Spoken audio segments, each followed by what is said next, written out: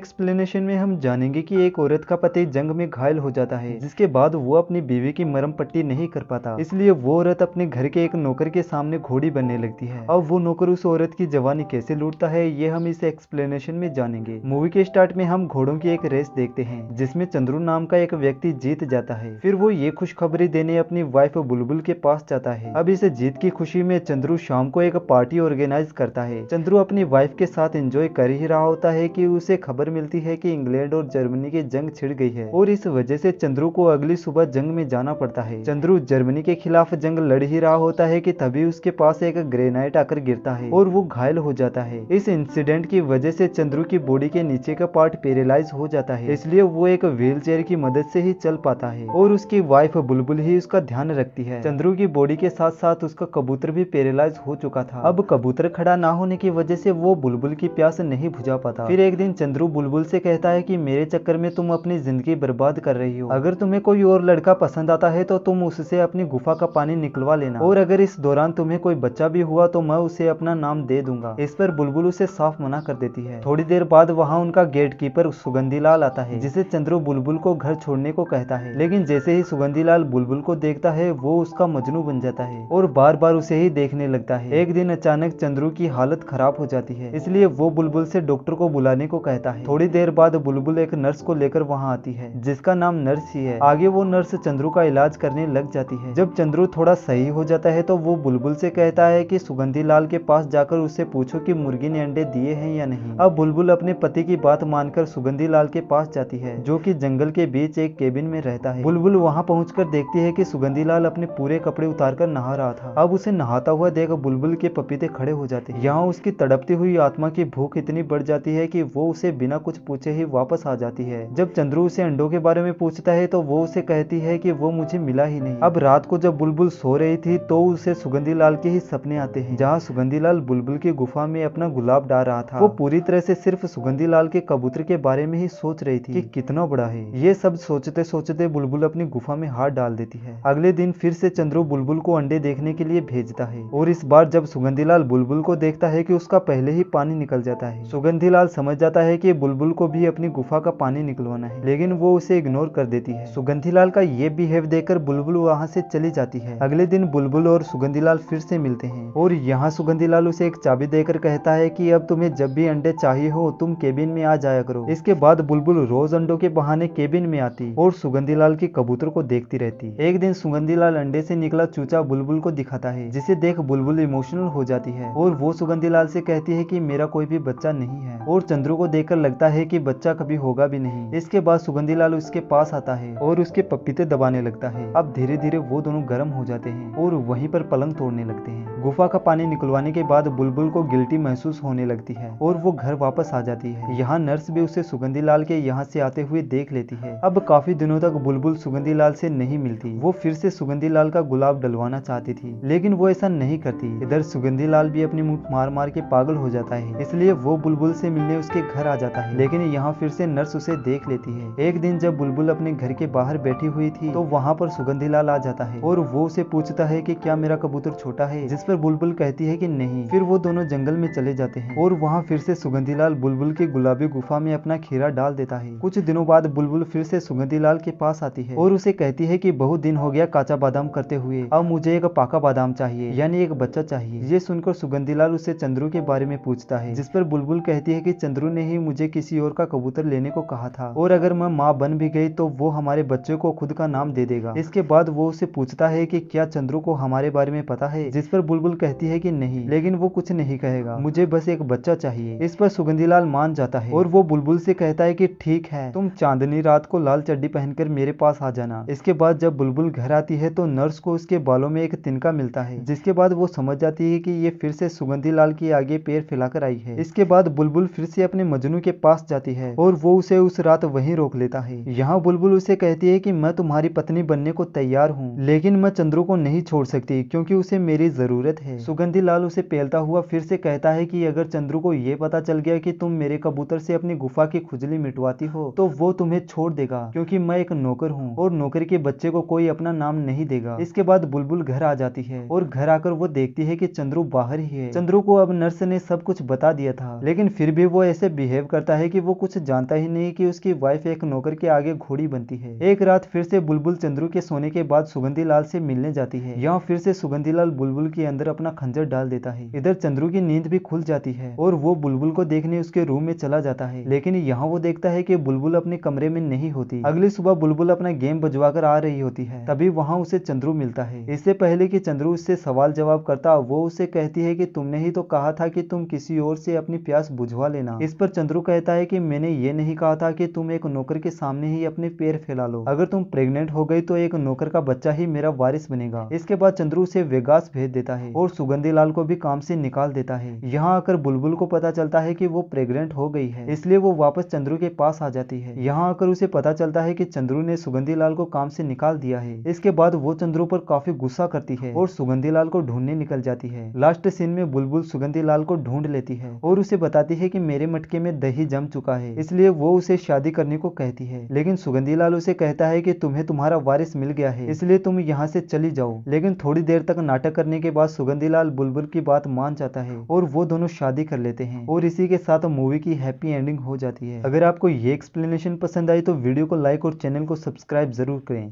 Thank you.